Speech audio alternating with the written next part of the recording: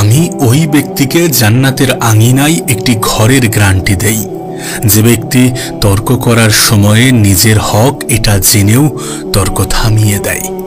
যদি আমরা তর্কের সময়ে নিজের হক এটা জানার পরেও তর্ককে পরিহার করি, তর্ক থেকে দূরে থাকি, যদি নিজের উপরে নিয়ন্ত্রণ রাখি, যদি নিজের মুখের উপরে লাগাম রাখি। আপনি দেখবেন অনেকে আছে যারা পা দিয়ে ঝামেলা করতে পছন্দ করে। আপনি হয়তোবা চুপচাপ, কিন্তু এমন কিছু বলছে যেটা আপনাকে উত্তেজিত করবে, এবং সেই ব্যক্তি জানে যে এটা শোনার পরে আপনি উত্তেজিত হবেন, তারপরেও বারংবার সে ওইটা করে যাচ্ছে। এমনটা কিন্তু হয়। ঠিক সেই মুহূর্তে যদি আমরা সেই স্থান ত্যাগ করি, তর্ককে পরিহার করি, তর্কে না গিয়ে চুপচাপ নিজের অধিকার জানা সত্ত্বেও সেই জায়গা থেকে সরে যাই, তাহলে আমাদের এই ব্যবহারে আমাদের রব খুশি হন। আমাদের এই আচরণের দ্বারা রব অনেক বেশি খুশি হন। নবী পাক সাল্লাল্লাহু আলাইহি সাল্লাম বলেন যে তর্কের সময়ে নিজের হক এটা জানার পরেও যদি কোনো ব্যক্তি তর্ক থামিয়ে দেয়, তাহলে ওই ব্যক্তিকে আমি জান্নাতের আঙিনায় একটি ঘরের গ্যারান্টি দেই। তিনি আরও বলেন যে আর ওই ব্যক্তিকে আমি জান্নাতের মাঝখানে একটা ঘরের গ্যারান্টি দেই যে ব্যক্তি কৌতুক করার সময়েও মিথ্যাকে পরিহার করে। করছি আনন্দ, করছি কৌতুক, মানুষকে হাসানোর চেষ্টা করছি বা এমন কিছু করছি যেটা ইয়ার্কি, মজা, ঠাট্টা আমরা বলে থাকি, এমন কিছু করার সময়েও যদি আমরা মিথ্যাকে পরিহার করি, তাহলে আমাদের জন্যে জান্নাতের মাঝখানে একটি ঘরের ব্যবস্থা করা হবে। কিন্তু দেখবেন আমরা ইয়ার্কির ছলে, মজার ছলে, ফান করতে গিয়ে কত মিথ্যা কথাই না বলি। যদি এই মিথ্যাকে অ্যাভয়েড করি, যদি এই মিথ্যা থেকে দূরে থাকতে পারি, যদি এই মিথ্যাগুলো আমরা না বলি, তাহলে আমাদের নবী পাক সাল্লাল্লাহু আলাইহি সাল্লাম বলেন যে তোমার জন্য জান্নাতের মাঝখানে একটি ঘরের ব্যবস্থা করা হবে। এরপর নবী পাক সাল্লাল্লাহু আলাইহি সাল্লাম আরও বলেন, আর জান্নাতের একেবারে সর্বোচ্চ স্তরে, জান্নাতের সবথেকে উঁচু স্তরে আমি একটি বাসভবনের গ্যারান্টি দেই ওই ব্যক্তিকে যে ব্যক্তি তার আচরণটাকে সুন্দর করেছে, যে সুন্দর আচরণের অধিকারী হয়েছে, তাকে আমি জান্নাতের সর্বোচ্চ স্তরে একটি বাসভবনের গ্যারান্টি দিই। এরপর আমরা নিজেরাই নিজেদেরকে প্রশ্ন করি যে আমাদের আচরণটা সুন্দর করার প্রয়োজন আছে কি নেই, মিথ্যাকে পরিহার করার প্রয়োজন আছে কি নেই, তর্ক থেকে দূরে থাকার প্রয়োজন আছে কি নেই। আপনার কি মনে হয় এটা কি খুবই ছোট আমল? দেখলে মানুষকে সালাম দেব, সুন্দরভাবে কথা বলবো, মনে সুধারণা রাখবো, হিংসাকে পরিহার করব, পরিত্যাগ করব, অহংকার করব না, খিটখিটে মেজাজের হব না, মুখে সবসময় একটা ছোট্ট হাসি বজায় থাকবে। আপনার কি মনে হয় এটা কি ছোট আমল? কোনোভাবেই এটা ছোট আমল নয়, এটা অনেক বড় একটি আমল। দেখুন, অন্যরা আপনার সাথে খারাপ আচরণ করতে পারে, পছন্দ না হলে আপনি সেই স্থান পরিত্যাগ করুন। অন্যরা আপনাকে কটু কথা বলতে পারে, হয়তোবা এমন কিছু বলতে পারে যেটা শুনে আপনি রাগান্বিত হবেন, তারপরেও নিজের রাগকে নিয়ন্ত্রণ করুন, তারপরেও নিজের মুখের উপরে লাগাম রাখুন, তারপরেও চুপ থাকার চেষ্টা করুন। মনে রাখবেন, চুপ থাকলে আমরা আমাদের জীবনের সবথেকে খারাপ জিনিসগুলোকে অ্যাভয়েড করতে পারি, আমরা তর্ককে পরিত্যাগ করতে পারি, আমরা মিথ্যা থেকে দূরে থাকতে পারি, আমরা আমাদের জীবনে মানুষকে কষ্ট দেওয়া থেকে দূরে থাকতে পারি, আমরা আমাদের জীবনের জটিলতা থেকে দূরে থাকতে পারি।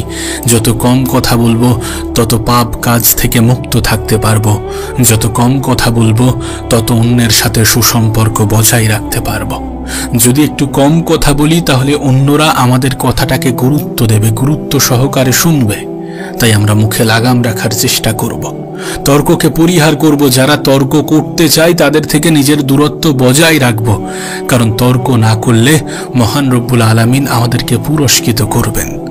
তর্ক না করলে আমাদেরকে জান্নাতের আঙিনায় একটি বাসভবনের গ্যারান্টি দেন আমাদের নবী পাক সাল্লাল্লাহু আলাইহি সাল্লাম। তাহলে আমরা কেন তর্কে যাব, কেন তর্কে লিপ্ত হব? ঠিক একইভাবে মিথ্যাকে পরিহার করব, মিথ্যাকে পরিত্যাগ করব। আপনি জানেন না মিথ্যা নামের ছোট্ট শব্দটা কতটা ভয়ঙ্কর। বিশ্বাস নামের মূল্যবান শব্দের সব থেকে বড় শত্রু হচ্ছে মিথ্যা। আর আমি আপনি অনেক ভালো করেই জানি যে সম্পর্ক যেমনই হোক না কেন, সেটাকে জুড়ে রাখার সব থেকে বড় আঠা হচ্ছে বিশ্বাস। তাই আমরা মিথ্যা বলবো না, কোনোভাবেই কোনো মিথ্যাকে প্রশ্রয় দেব না, সবসময় সত্যের উপরে চলার চেষ্টা করব। এবং যারা মিথ্যা বলে, যারা মানুষ ঠকাতে ভালোবাসে, প্রয়োজনে তাদের থেকে নিজের দূরত্বটা বাড়িয়ে নেব। কিন্তু আমরা আমাদের ভালো অভ্যাসকে বাজে অভ্যাসে পরিণত করব না।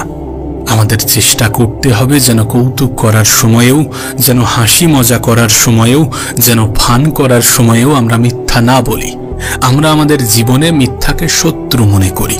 অবশ্যই আমাদেরকে চেষ্টা করতে হবে, কিছু না হোক আমাদের রবকে খুশি করার চেষ্টা করতে হবে। মিথ্যা না বলার মাধ্যমে, মনে অহংকার না রাখার মাধ্যমে, হিংসা না করার মাধ্যমে, ব্যবহারকে সুন্দর করার মাধ্যমে আমাদের রবকে খুশি করার চেষ্টা করতে হবে। খুশি করার মাধ্যমে রবের সান্নিধ্যে আসার চেষ্টা করতে হবে। আমরা নিশ্চয়ই শুনেছি যে মানুষের ব্যবহারই তার আসল পরিচয়। হ্যাঁ, আমরা আমাদের জীবনে মেহনত করব, পরিশ্রম করব, প্রতিষ্ঠিত হব, অনেক বেশি উপার্জন করব, সব কিছু ঠিক আছে, কিন্তু তারপরেও আমরা আমাদের ব্যবহারটাকে সুন্দর করে রাখব। আমরা আমাদের আচরণটাকে সুন্দর করে রাখব শুধুমাত্র রবকে খুশি করার উদ্দেশ্যে। যদি ব্যবহারকে সুন্দর করার, যদি আচরণকে সুন্দর করার কোনো কারণও না থাকে, তাহলে অবশ্যই সব থেকে বড় কারণের দিকে গুরুত্ব আরোপ করব। অবশ্যই আমরা রবকে খুশি করার উদ্দেশ্যে, রবের সন্তুষ্টির উদ্দেশ্যে, আমরা নিজেদের ফায়দার উদ্দেশ্যে, আমরা জান্নাতের উচ্চ মাকামে নিজেদের একটা বাসভবনের উদ্দেশ্যে আমাদের ব্যবহারকে সুন্দর করব। আমাদের এটা ভুলে গেলে হবে না যে মৃত্যুর সময়ে আমাদেরকে এই মানুষগুলোই কাঁধে করে নিয়ে যাবে। অবশ্যই আমাদের এটা মনে রাখা প্রয়োজন। আমাদের আচার, আমাদের ব্যবহার যদি মানুষের মনে দাগ কাটতে পারে এবং সেই মানুষগুলো যদি আমাদেরকে মন থেকে দোয়া করে, তাহলে তার থেকে বড় প্রাপ্তি কিছু হতে পারে না।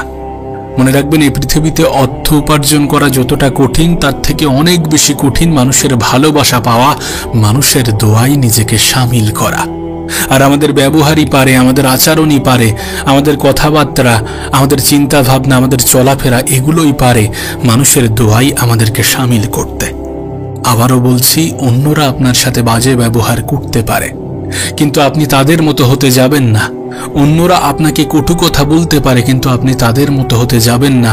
অন্যদের মতো চিন্তা ভাবনা নিজের মনে ধারণ করবেন না, কারণ আপনার রব আপনাকে আপনার মতো করেই বানিয়েছেন।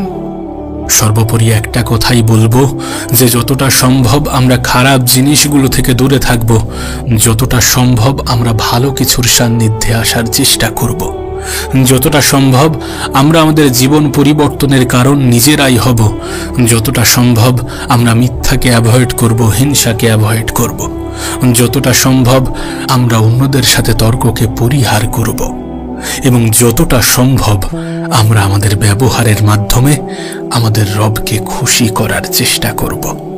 কারণ তিনি খুশি হলে আমাদের দুনিয়া এবং আখিরাত দুটোই সুন্দর হয়ে যাবে।